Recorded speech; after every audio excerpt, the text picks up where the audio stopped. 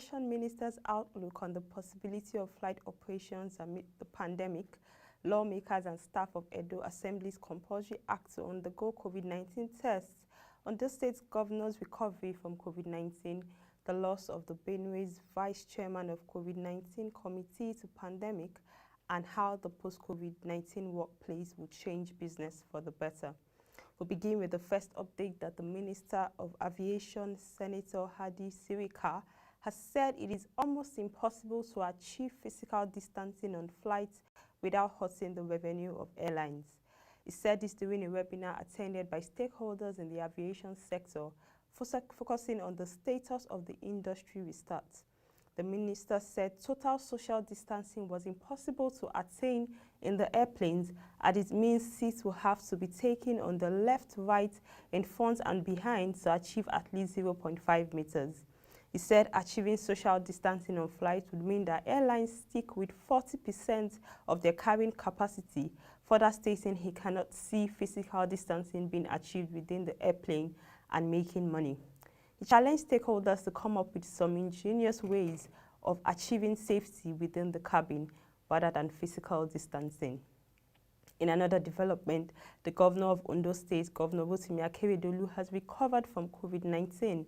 He made the announcement less than 24 hours after his separated deputy governor, Agbola Ajayi, asked him to hand over government to him after 21 days as provided by the Constitution because he was in self-isolation.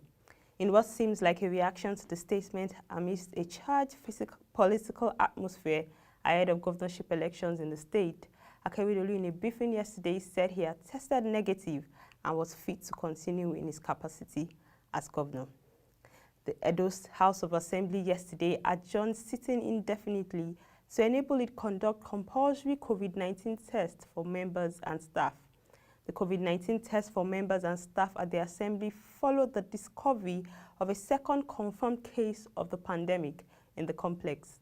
The Speaker, Mr. Francis Okiye, who made the announcement during plenary, said that the disease was spreading at an alarming rate in all the communities in the state. According to him, the spread of COVID-19 has gone into all the communities, and the Edo State House of Assembly is one of such places in the state.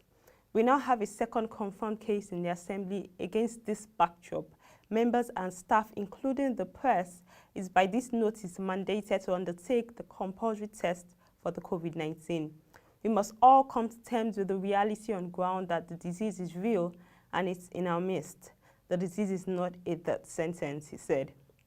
Okiye, however, appealed to members and staff to make themselves available for the test, as the House would require a healthy workforce to carry on with its statutory legislative duties. Meanwhile, a bill for a law to establish the Edo State Mortgage Agency and regulate mortgage creation, foreclosure, and enforcement of mortgage in real estate was given its first reading.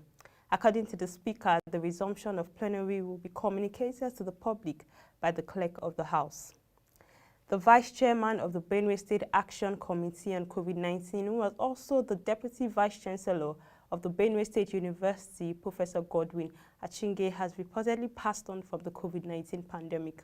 Achinge, it was gathered, died at an undisclosed hospital in Jos Plateau State due to complications arising from the virus. A member of the Benue State Action Committee on COVID-19 who pleaded anonymity confirmed the death of the professor.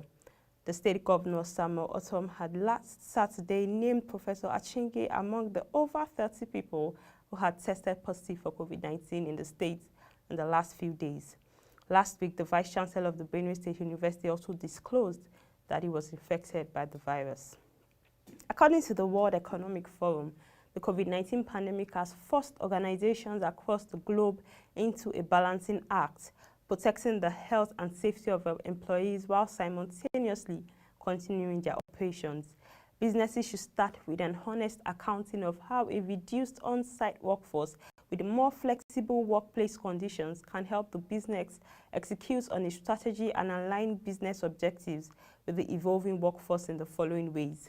1. Use values to develop new ways of working with high levels of engagement and productivity. Also, create a stronger customer and team member experience by investing time and money on the things that matter most. Start from the top with a leadership team and ethos culturally committed to increasing work from home footprint and team member flexibility and choice. Also, be a leader in workplace flexibility with a goal of 50% of team members in flexible work arrangements. Also, of course, to achieve these goals, we must prioritize the safety and well-being of our team members at every step. This includes planning full return to site in a way that prioritizes flexibility and will require fine-tuning as we all learn through the process. When the conditions are right, organizations should focus on the following key pillars to ensure a smooth transition of team members back on site while cementing the conditions for greater innovation and flexibility. 1. To evaluate the infection rates, active cases, recovery, and scaled increase trends of the country or specific location to determine how safe it is for team members to fully return to site. Also, access and prepare the team members to return to site while ensuring hygiene, social distancing, and infrastructure of all support team members' health and productivity. Start with those team members who are physically required to be on site and then gradually move to those functions and people who prefer to come to their place of work, as well as accommodating those who don't feel comfortable to return. Also, develop transparent and frequent communications with a feedback loop to team members and communities. We are already afforded the opportunity to make such dramatic changes to our businesses in a short period of time, even where still is the ability to do so in a way that will better prepare our teams for the changing digital landscape while helping us achieve organizational goals around sustainability, diversity, and innovation. Although it's not a change that anyone asked for, it's a change that will help us create more flexible, sustainable businesses that put people first. And that's bringing us to today's edition of The Human Angle. You can send in your videos and pictures to news@proshareng.com or programs@proshareng.com and let's share your experience and views. Visit our website www.proshareng.com to get more updates from our news stories and videos. Also follow us on our social media platforms showing on the screen for further updates on our market reports. Don't forget to keep the date with us tomorrow. Bye for now and thank you very much for watching.